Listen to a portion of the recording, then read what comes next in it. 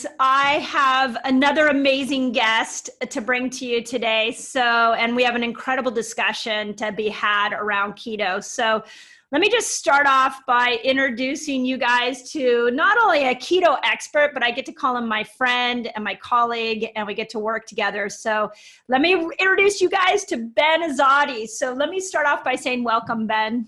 Oh, I'm so grateful to be here with you and the Resetters. Hello, everybody.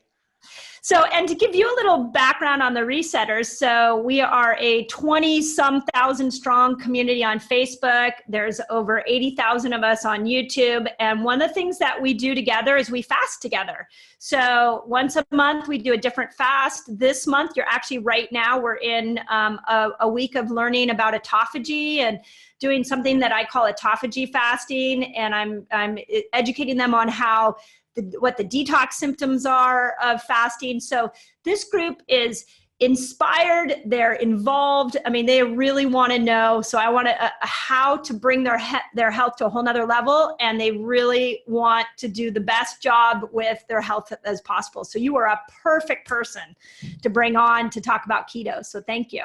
Yeah, my pleasure. I mean, if you're leading them, I know that they're an amazing community because you're brilliant. And I'm grateful to share my knowledge with your community. Yeah, thank you. Thanks.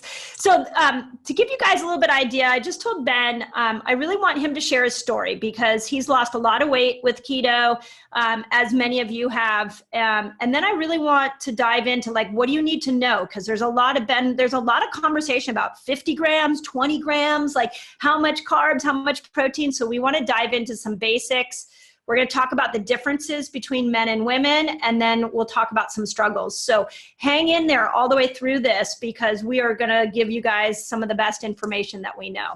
So let's start off by, can you just talk a little bit about how you got into keto and the successes that you had? Yeah, I personally got into keto about 6 years ago. Prior to that is where I actually had my weight loss transformation 11 years ago. And I didn't do keto when I lost the initial weight. So I was obese for most of my life, the first 24 years of my life. And I went through this transformation back in 2008, 2009. But I didn't know about keto. I didn't understand keto. I actually followed more of that eat every 2 to 3 hours type of philosophy. So I lost the weight, but I wasn't necessarily healthy, which is an important note right there. Yeah.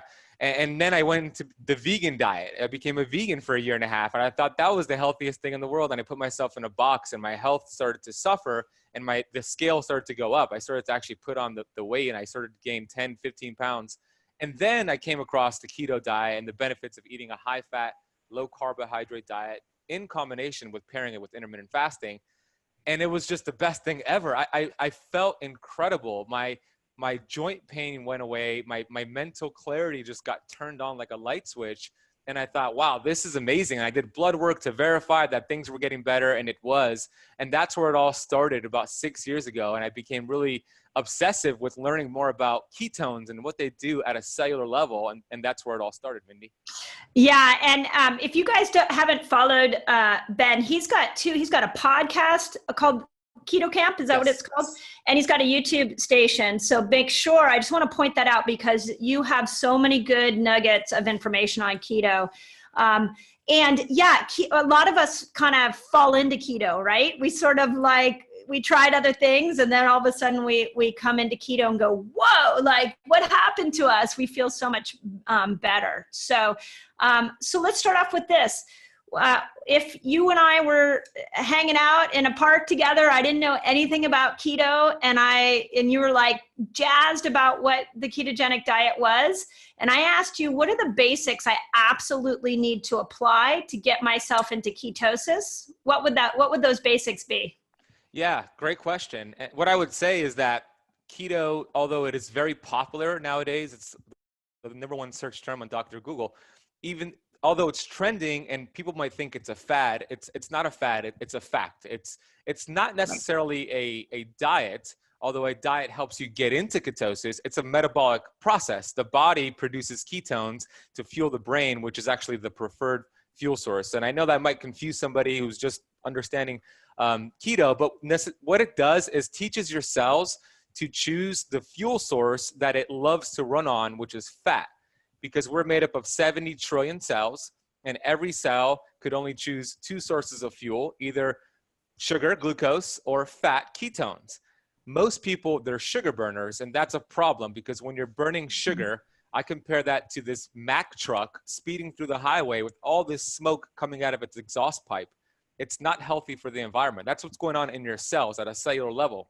But if you make the transition and you teach your body to start burning fat for fuel and producing ketones, that's like a beautiful Tesla cruising through the highway, healthier for the environment. And it's our natural birthright to burn ketones, to burn fat, because when we were a baby, and if you were getting breast milk when you were a baby, you were producing ketones. You were in a naturally fat burning state. So I would tell that person that burning fat is our birthright. Yeah. And that alone is mind bending, right? I mean, I know here in the Resetar group, like a lot of people are coming to that and realizing that, but that is like such a mind bending change, and is why this keto, the ketogenic has the whole health world, on fire for keto, because it literally is the way we're designed to be. So okay, so how, if I didn't know anything about the keto diet and I needed to get into ketosis, what would you tell me to do? Yeah, I would first tell you to start reducing your total carbohydrates. First, determine how many carbohydrates you're eating for a day. I'm not a real big fan of tracking things long term, but I do think it's important short term to just get an idea and make sure you're hitting your numbers. And I'm not talking about calories here. Calories are I do think they're important. Well, I do think they matter, but I don't think they're important. I think they're a distraction. So I would tell that person, first, bring your carbohydrates down. Let's say you did a food log and you use like MyFitnessPal or Carb Manager, and you ate a regular day, or you just input a regular day into that calculator, and it determined that you're eating 300 grams of carbs a day, which is a standard American type of diet, which I did myself. I would tell that person to let's cut that in half. Let's cut it to 150 for 7 days. And while you do that, increase your healthy fat. Here's a list of healthy fat, which I could discuss with you, and protein, and just have breakfast, lunch, and dinner with no snacking in between. Do that for 7 days. Let's see how it goes. 7 days later, they did it, Ben. I feel much better. The weight's starting to come off. Okay, now let's bring the carbohydrates down to 100 for 7 days, and then down to 50. Once you hit 50, you should start shifting into ketosis. Another important note, though, is always eat until full. At least one meal a day. Eat until full and have protein and fat with each meal, and that's going to sustain you and hold you over so you don't feel like snacking in between your meals. And that's how you shift into ketosis. Yeah, I think that's a brilliant explanation. And I hope that everybody that's listening, we've got all ranges of knowledge on keto. And so many people ask me, how do I get my loved ones to get into keto? And your explanation was perfect. I do this sometimes when people are very resistant to get to deal with the carb, is I just say, I say it a little bit differently. I'll say, get off the grains, just get off breads, get off the pastas, and then let's see what happens from there, because just that one shift can actually change people's hunger level as you bring those carbs down. So yeah, so that's brilliant. Okay, people bring the carbs down, and they gradually bring them down, and then they up the fat. That's kind of what I heard you say is the first step is to do that. Yeah, right? Fat and have protein with each meal. Yeah. And have protein with each meal, so you kill the hunger. Okay, Yep. So let's talk about protein. Where does protein fit into this? Do I need to think about my protein? Yeah, and as you know, it's really different for each person. If somebody's under the age of 18, they need more protein. They're still in that growth phase. If they're over the age of 60, 65, they need more protein because they're getting more of that breakdown. But if they're between 21 and 55 or something like that, most people think they need more protein than they actually do need. And so there's a balance there because, as you know, when you eat too much protein, some of that could be converted into sugar. And also you could activate too much of that MTOR, that growth phase. So to give somebody a general answer, I would say maybe 0.6 to 0.8 of your ideal body weight in grams is a good marker right there, or 20% of your total calories, something around there. You should be at a good number. Yeah, that's good. My crew loves numbers. I already can see that they're gonna that's gonna go over well. So thank you. Yeah, and my comment on protein is that, and we'll talk a little bit here in a moment about what do you do if you're doing all these things and you're not getting into ketosis. But I see so many people go, oh, keto diet. Okay, that's no carbs, that's high fat. And they start working with those two numbers and they forget that there's a protein component here.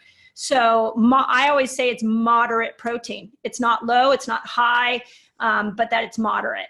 Yeah, and that's a good point, because that's one of the things that distinguishes the keto diet from Atkins. Atkins was high fat, same thing as keto, but also high protein and low carbs. But keto is not necessarily high protein, it's moderate protein, 20% of your total calories. That should be a good number.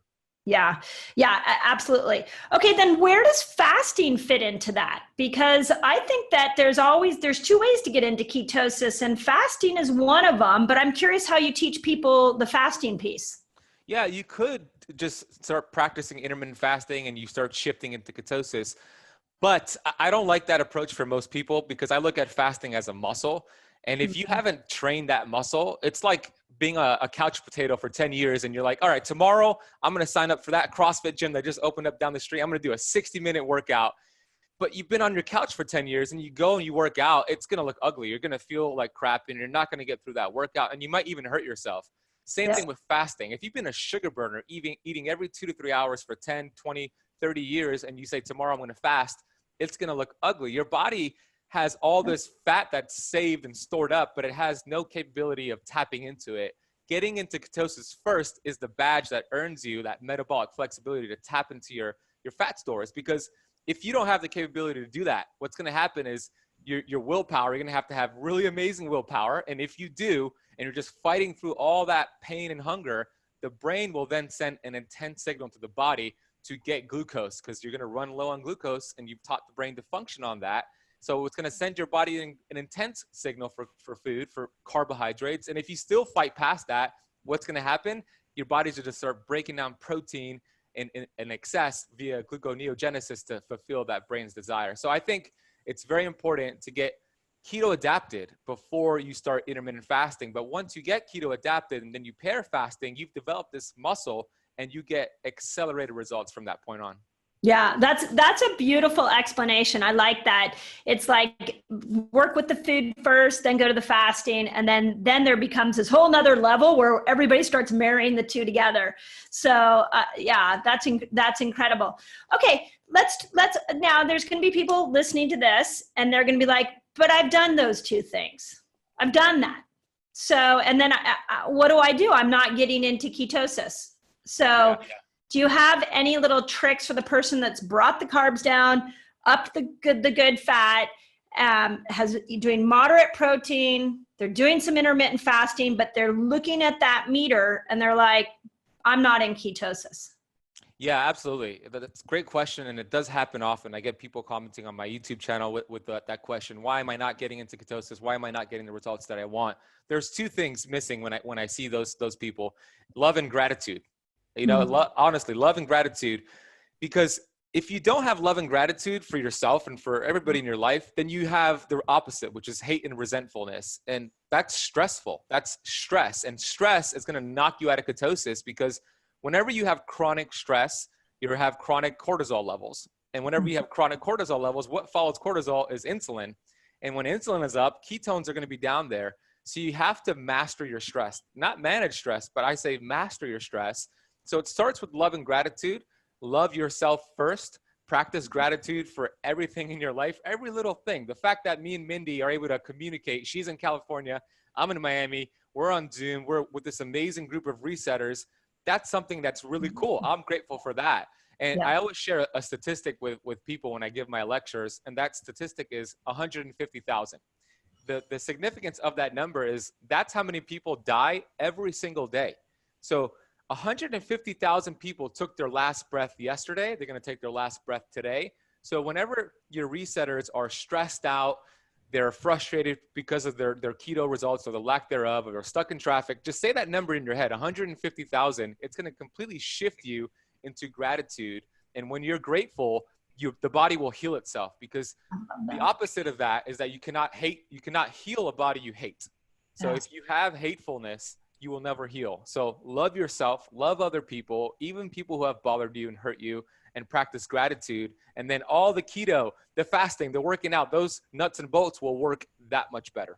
Yeah, can you guys see why I wanted to bring him on? This is awesome. This is exactly what we just need to take the keto conversation to a higher level. And I think advice like that is so important.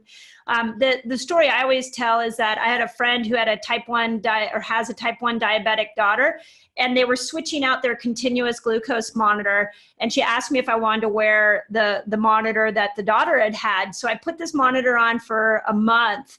And there were like two major takeaways for me on what controlled my blood sugar, other than the obvious ones. Fat brought my blood, it actually made, when I ate a meal packed with fat, it brought my blood sugar down. And any stressful conversation, stressful thought, if I went into a stress mode, you literally could see on the monitor that the blood sugar started to go up. Like immediately. I remember one day I was having a conversation with my daughter, and my teenage daughter, and she came in and we had a little interaction, and then she left. I looked down at my monitor and I was like, what? And it went up like 30 points. Wow. So it was huge.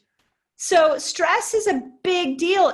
Cortisol controls insulin. So you're over here trying so hard to get into ketosis, and you're judgmental of yourself, and you're judgmental of the process. And yet you don't realize that hatred and negative energy is causing you to not get into ketosis. Yeah, absolutely. That's 30 points is a lot. You didn't even eat food. In seconds. And I want to share what I do to practice love and gratitude. And what I do is number one, I every single morning I'll write down what I'm grateful for. I'll write down 10 things that I'm grateful for, and I'll feel it as I write it. So I do that every morning. I do it throughout the day. I go on the rooftop here in Keto Camp HQ, and I'll do it before bed. So I do it 3 times a day. You don't have to do it 3 times a day, but first thing in the morning I think is key. And then I'll literally say in my head throughout the day, I love myself. I love myself.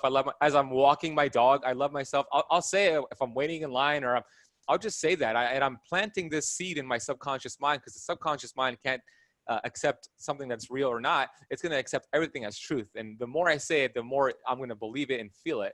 So I say that in my head all day long. And also, there was a great book that I recommend your listeners get, which is Love Yourself Like Your Life Depended on It. Small little book, and it changed my life a few years ago. And you could get it on Amazon for like $10. Love Yourself Like Your Life Depended on It. Read that book. It will change your life. And those are some of the things that I do. Yeah, and I really like this idea of 150,000 people did not get to take a breath today. And that is a really, when you're caught in the negative of your day, like just remembering that, guess what, you're still here. And how cool is that? So you still get to experience all the wonders here. So I love this. This is great. Okay, let's dive into this another conversation that really needs to be had. And we're all still trying to figure it out, which is, how do men and women need to do keto differently? So, you and I we've talked about this. I'm just kind of curious on your end, because you do a lot of keto coaching with people. What are you seeing? Like, how do men and women need to do this differently? Yeah, I've actually learned a lot from you in this component over the last year. You have a lot of great information on this that I've applied to my community, and then I've gotten results from it. So thank you, first and foremost. Yeah. So definitely there's no cookie cutter approach to keto, especially when we're looking at men versus women, how active they are, how much stress they have in their lives. But some overall general rules here are going to be the week leading up to the period. Is if they have their monthly cycles, if they're still having their monthly cycles, I don't recommend them staying in ketosis that week. And I know you don't as well, and you have a great explanation. It's going to make the result, they're going to feel like crap. They're going to get a lot of hunger, a lot of cravings, hard cravings. And that's a signal. That's the signal that your body wants the healthy carbs to convert specific hormones to help you have a healthy monthly cycle, to have less pain during that monthly cycle. So I tell my community, my clients, 5 to 7 days leading up to the period, let's get out of ketosis. Let's have some high healthy carb. I call them flex days, feast days. So 100 grams, 125 grams of healthy carbohydrates, sweet potatoes. This is where you can have the fruit that they've been desiring for a while. Right? Yam, yucca, and if their gut could tolerate it, some ancient grains. So that's 5 to 7 days leading up to the period. And then once they have their period, then you could go right back into ketosis. And I know that's how you do it as well. Once you you go right back into ketosis and you go back to fasting. So those are some general rules that I think would make a big difference. Yeah, you know my story that basically I ran a Dutch test on myself and my hormones had tanked, and I had been doing keto and fasting without really looking at my cycle. And I had the hormone levels of a postmenopausal woman, but I hadn't gone through menopause. And I was like, what the heck? And I realized that I wasn't paying attention to when to not do keto.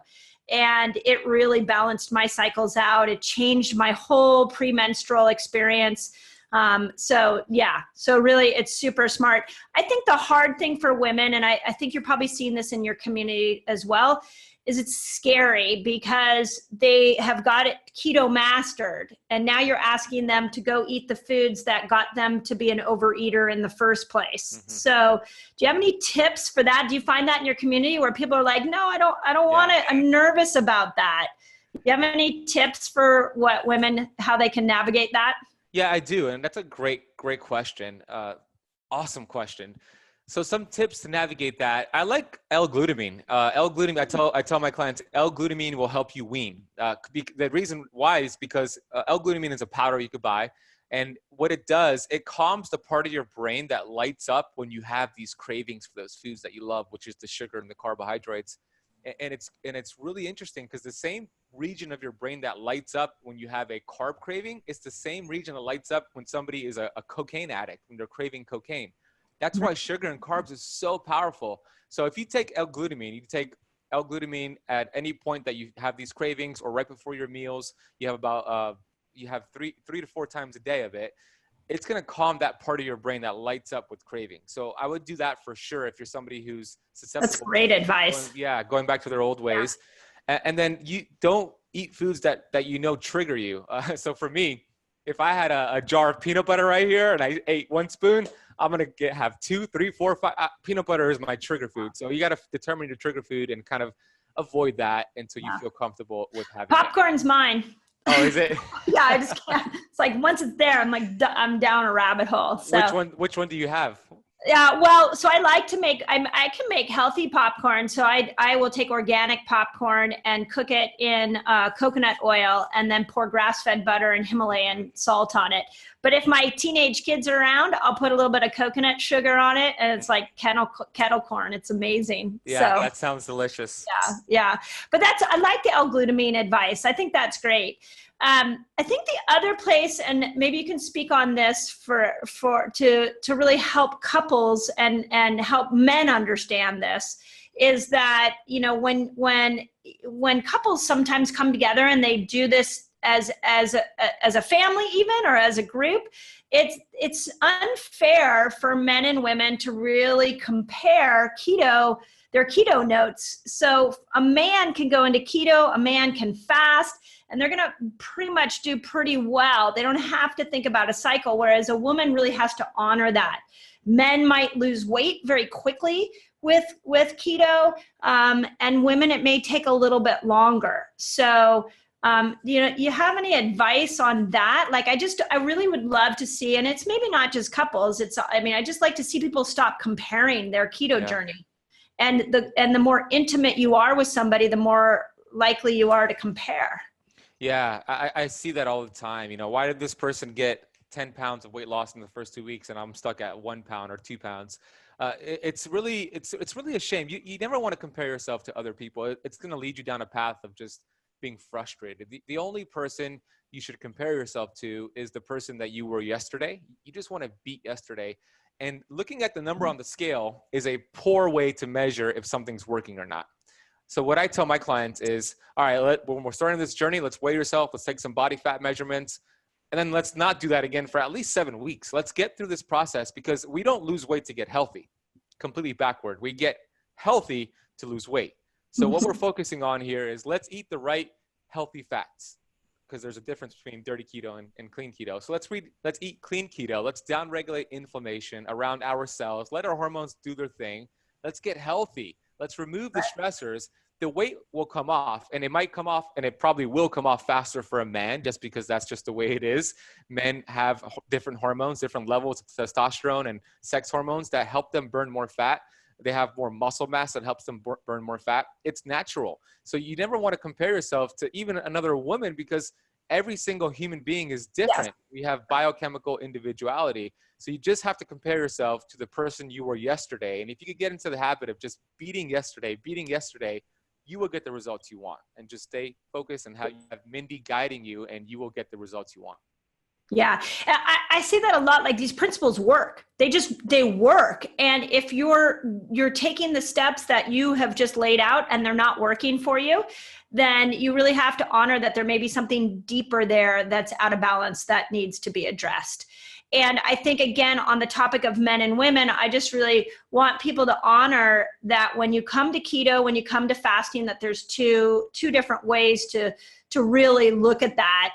And that it's not, men can just jump in, and women have to be a little more sensitive to where they are in their cycle. If they're perimenopause, postmenopause, like, there's just a more of an art there that I just think. I want that conversation for people to realize that. And I love that. Beat yourself. Don't try to compete with anybody else. Yeah. And you said it, it's an art, right? You want to master that art, and everybody's version of that art is different. And what I call it is mastering autophagy versus mTOR. If you can find that balance of autophagy versus mTOR, there is an art to it, and you found yourself gold right there.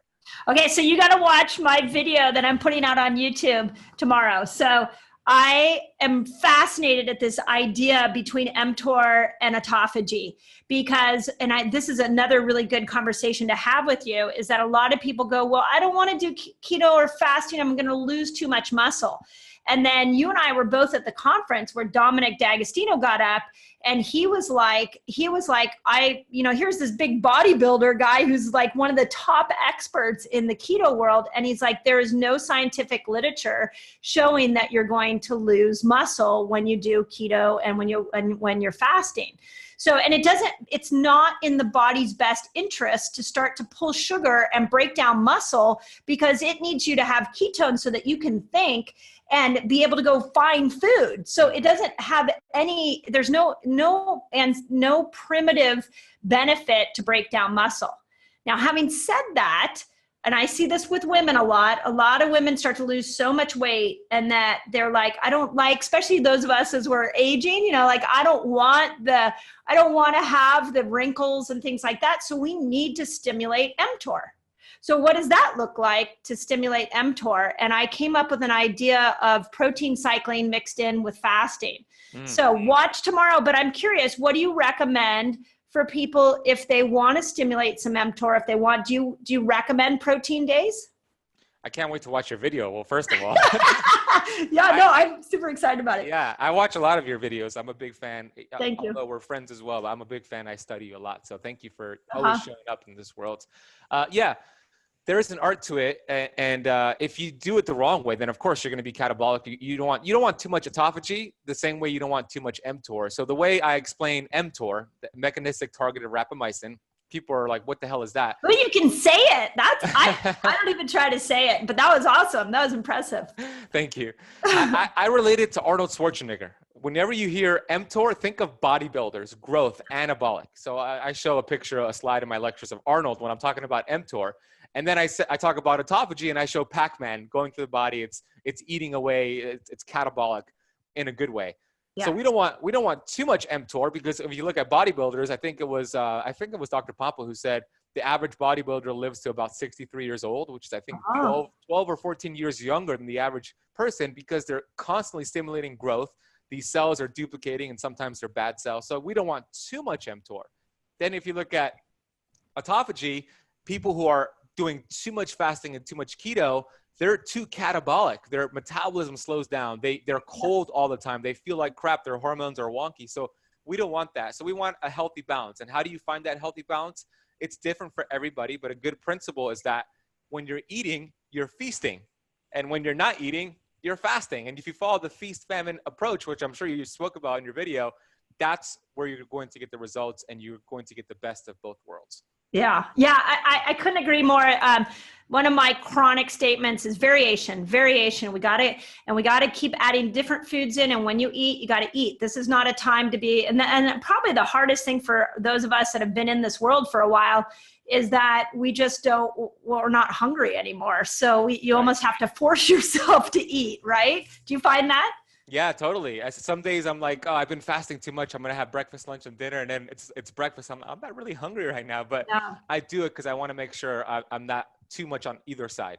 Right, right. So you make yourself eat. Yeah, I do. I do. Yeah. And there's an easy way to get in those calories. It's the oils and the fats, because fats have more than 2 times the calories of carbs and protein. So the fats will help you get those numbers and get you to feast. Yeah. Yeah. And I know you work with a lot of athletes as well. I've been really playing with this MTOR and autophagy principles with athletes, because I've got a friend who's a long distance. This guy does like ultra marathons, and he was doing keto through all his training. And he called me one day and he's like, I'm hitting a wall. Like, I can't keep going. And I told him, hey, you know what? You've got to have some high protein days to stimulate mTOR, like mega protein, like 150 grams of protein. And you on right before your very long runs and right after. And so he started doing that, mixing it with keto, and boom, he's like, oh my gosh, my performance just went to a whole nother level. So that's why I think mTOR, it's something we have to talk about. We have to discuss it, because if we lose sight of the fact that keto and fasting can be catabolic, it can be autophagy, can be a breakdown, you need to have some buildup as well. Exactly. Yeah. You don't want too much of either one. And I love that. The protein is a great tip right there. So if somebody doesn't want to have a whole bunch of carbs, then eat more protein, have a high protein day, and you'll still get that same benefit. Yeah. Awesome. Okay. Last question, or last kind of topic of discussion that I really want to have is that you and I both we have a large platforms where we're interacting with a lot of people. I'm sure you've heard a lot of stories about people who are struggling with keto. I'd love to address some of the things you're seeing in your online world. Like where do people need the most help and with keto? Like, what can we do to make sure people don't give up on keto? What are some of the hurdles you see people coming up with? Yeah, I think it's important to understand that when you transition into a low carb, high fat diet, like you do with keto, you're going to lose a lot of electrolytes. You're going to lose a lot of water weight. Your body's going to start burning down its sugar reserves, your glycogen stores in your muscle and your liver, and your kidneys are going to dump a lot of excess fluid. Along with it is electrolytes. So we have to be really strategic on a daily basis to get in your electrolytes, to replenish your electrolytes with high quality sea salt or an electrolyte supplement, whatever you want to use. But you got to do it on a consistent basis.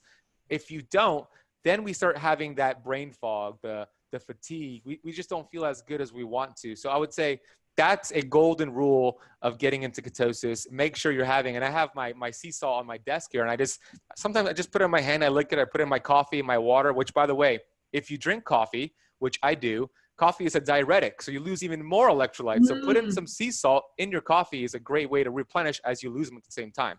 So I would do that. Thank you. And then That's brilliant.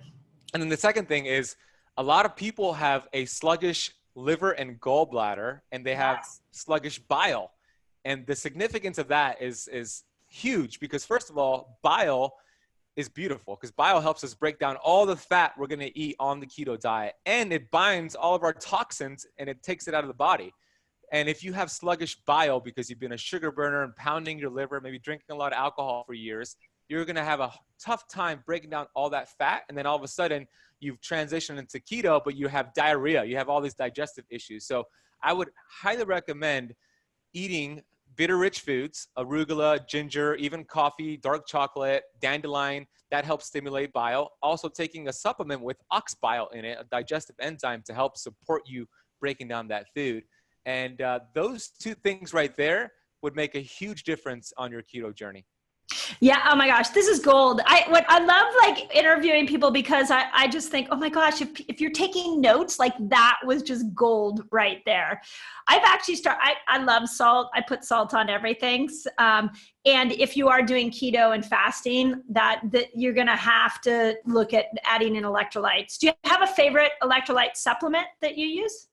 I like Elite, which is that electrolyte drink on Rev Health. So I like Elite, but I use Redmond's Real Salt, the little Yes, we do tablet. So too. I carry that with me everywhere when I'm Yeah. traveling. So I put it in my coffee. So Redmond's Real Salt's my favorite. Yeah, awesome. And we'll put the links in there for you so that you can see that. Yeah, and what about my biggest recommendations too is if people are really struggling, especially like if they're getting really bloated, if they feel like they're not breaking down fat, I'm a real fan of coffee enemas. Yeah, that'll help stimulate healthy bile. Yeah. Yeah. And people, everybody kind of looks at me like, what? And then they go and try one and they come back and they're like, oh my God, I'm addicted. Yeah. So, yeah. So But also keep in mind though, if you're doing a lot of coffee enemas, you're also losing a lot of minerals and electrolytes. So you got to get in those minerals like Min from Systemic Formulas is a good idea. Yeah. Awesome. Cool. Okay. Well, so here's let's end on this question. Are you ever going to stop doing keto? Yeah.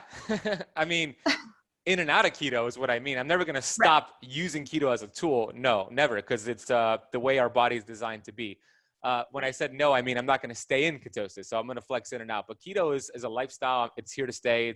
That's what's going to separate it from diets because it's a metabolic process. It's not a diet necessarily. It's a metabolic state. So I'm going to be with this as long as it's working, and it's been working very well. So yes, I love what it does for me. I love the way it makes me feel. I love keto. Yeah, that's awesome.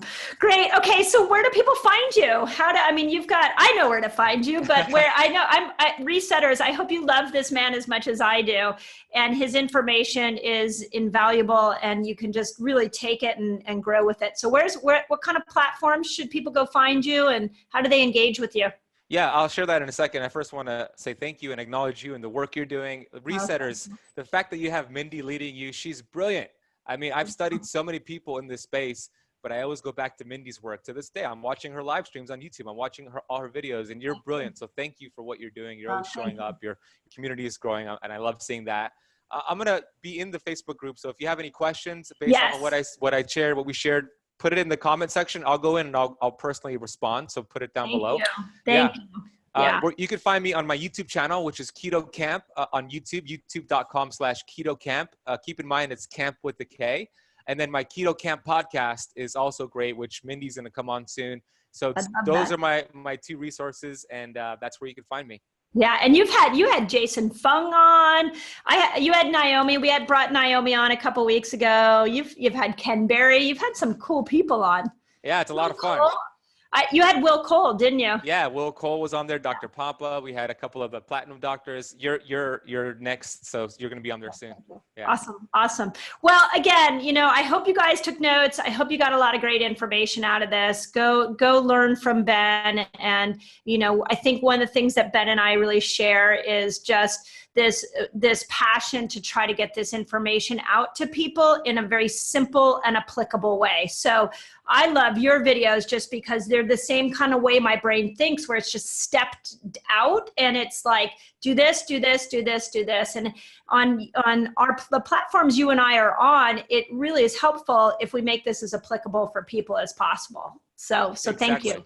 Yeah, my pleasure. Thank you so much, Mindy. And thank you for being in the Resetters, because this will be awesome. People will have questions. So if you guys are in the group and you have questions for Ben, leave them in the comments, and he'll try to get to them. He's got his platforms. But thank you for caring about my Resetters. I appreciate Absolutely. I'll go in there today and I'll answer some questions. My pleasure. Yeah. Thanks, Ben. Thank you, Mindy.